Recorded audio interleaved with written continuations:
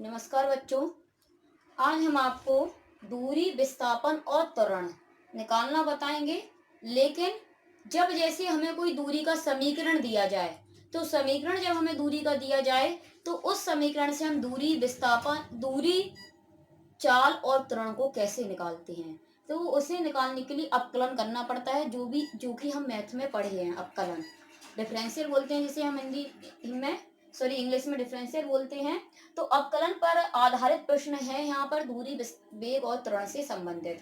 तो यहाँ पर जैसे मान लो हमें कोई एक सवाल दिया गया है, x बराबर, एक हमें सवाल दे रहे हैं, x बराबर -15t² प्लस 20t प्लस में 30। तो यहाँ पर एक सवाल दिया गया है, x equal -15t² plus 20t plus में 30। तो इस सवाल में x दूरी है या x स्थिति है और t समय है। जो x स्थिति है वो मीटर में और t जो समय है वो सेकंड में है। तो यहाँ पर हमें स्थिति का जो समीकरण दे रहे हैं वो समय t पर निम्न प्रकार निर्भर कर रहा है। इस तरह से हमें एक समीकरण दिया जा रहा है, कहा जा रहा है t बराबर 0 पर, यानी जो समय है वो दे रहे हैं t बराबर 0। इस समय पर कण की स्थिति निकालना है, कण की हमें स्थिति निकालना है, कण का वेग निकालना है और कण का हमें त्वरण निकालना है। तो यहाँ पर हम सबसे पहले तो हमें t बराबर 0 पर कण की स्थिति निकालना है। तो हमें स्थिति का समीकरण तो सीधा दे ही रहे हैं, x बराबर -15t² प्लस में 20t प्लस में 30। तो हमें स्थिति का समीकरण तो दे ही रहे हैं। t बराबर 0 पर कण की स्थिति निकालना है, तो t बराबर हम 0 इस समीकरण में रख देंगे।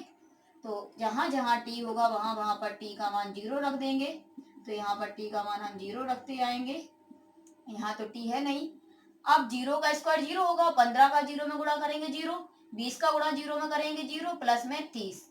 यदि जोड़ देंगे तो x इक्वल आ जाएगा 30 मीटर। तो ये जो है वो कण की स्थिति निकल आई। t बराबर 0 पर निकालनी थी तो t का मान 0 रख दिया। अगर मान लो t बराबर 2 सेकंड पर निकालनी होती तो t का मान 2 रख देते। जितना भी समय दे उस समय पे हम निकाल लेंगे। तो ये तो निकल आई कण की स्थिति। अब हम निकालेंगे कण का वेग। तो वेग निकालने के लिए क्या होता है, सबसे पहले तो जो हमें समीकरण दिया जाए उस समीकरण को हम नोट कर लेंगे। उसके बाद यदि वेग निकालना है, अगर हमें स्थिति दी जाए वो भी समय t के पदों में, और अगर हमें वेग निकालना है तो वेग निकालने के लिए किया जाता है अवकलन। अवकलन को इंग्लिश में बोलते हैं डिफरेंशियल।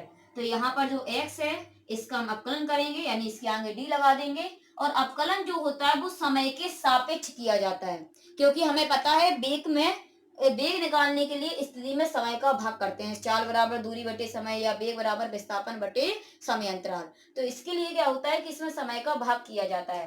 तो x का अवकलन कर रहे हैं, x का अवकलन कर रहे हैं, इसलिए आगे d लगाएंगे। समय के सापेक्ष कर रहे हैं तो dt का भाग कर देंगे।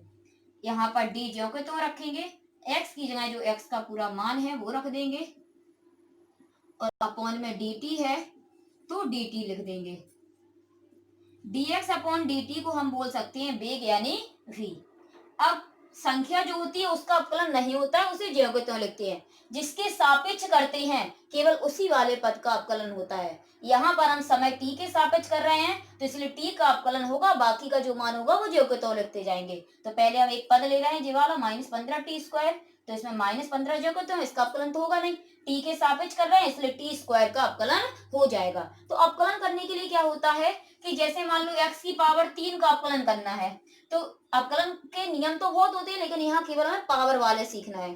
तो जैसे मान लो x की पावर 3 का अवकलन करना है, तो अवकलन करने के लिए क्या होता है कि जिस भी पद का अवकलन कर रहे हैं अगर उस पर पावर है तो जो भी पावर होती है वो पावर आगे आ जाती है, और उस पावर पर जितना होता है उसमें से एक कम हो जाता है। तो यहाँ पर 3 पावर है, 3 आगे आ जाएगी और x पे पावर बचेगी 2। जैसे यहाँ x की पावर 3 का किया, अगर मान लो x की पावर 4 का करते तो 4 था, 4 आगे आ जाएगा और x पर एक पावर कम हो जाएगी तो x की पावर 3 हो जाएगा।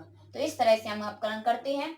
तो यहाँ पर हम अवकलन कर रहे हैं t² का, t पे पावर 2 है तो 2 आगे आ जाएगा और t में पर जो पावर है उसमें से एक कम हो जाएगी। 2 थी तो एक कम हो जाएगी, 1 बचेगा।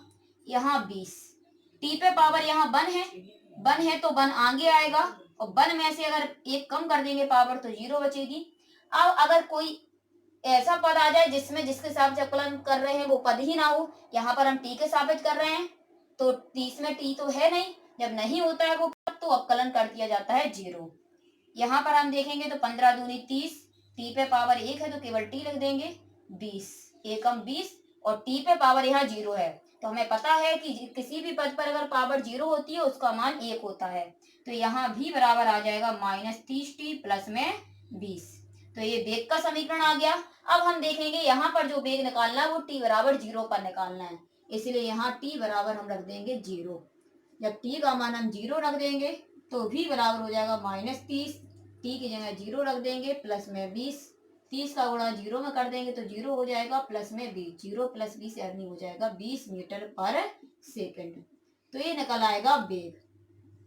तो जब भी हमें दूरी का समीकरण दिया जाए यदि उसका अवकलन करेंगे तो निकल के आता है वेग, और त्वरण निकालने के लिए जो वेग का समीकरण निकल के आएगा उसका अवकलन कर देंगे, क्योंकि हमें पता है वेग में जब समय का भाग करते हैं जब त्वरण आता है, त्वरण बराबर वेग परिवर्तन बटे समय अंतराल। तो जो स्थिति का समीकरण दिया जाए, स्थिति के समीकरण का अगर अवकलन करेंगे तो वेग निकलता है, और वेग के समीकरण का जब अवकलन करते हैं तो त्वरण निकलता है। तो यहाँ वेग का हम समीकरण देख रहे हैं, वेग का समीकरण है -30t प्लस में 20, ये वेग का समीकरण है। अब हमें त्वरण निकालना है तो इसका हम अवकलन कर देंगे। जब हम इसका अवकलन करेंगे तो v का अवकलन कर रहे हैं इसलिए आगे d लगेगा, समय के सापेक्ष करना है तो dt का भाग कर देंगे, d जोगे तो v की जगह पे v का मान रख देंगे -30t प्लस में 20 अपॉन में dt। इसे हम त्वरण बोल सकते हैं। अब -30 तो जो को तो अब यहाँ देख रहे हैं हम t पे पावर 1 है, और जब पावर 1 है तो हमने बताया था जो भी पावर होती है वो पावर आगे आ जाती है और उस पे एक कम पावर रह जाती है। तो यहाँ पावर 1 थी, 1 में से कम करेंगे तो 0 बचेगा, 20 के साथ t है ही नहीं है तो अवकलन 0 हो जाएगा। -30, 30 का 1 में गुणा करेंगे तो 30 रहेगा, t पे पावर 0 तो मान 1 होता है किसी पावर 0, 20 का गुणा 0 में करेंगे 0 ही हो जाएगा, तो 30 का गुणा 1 में कर देंगे तो -30 मीटर पर सेकंड स्क्वायर। तो ये निकल आएगा त्वरण।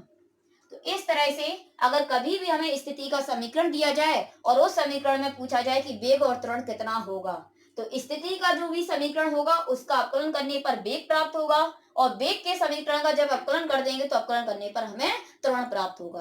तो इस तरह से स्थिति समीकरण अगर देते हैं तो उससे वेग और त्वरण निकाला जाता है।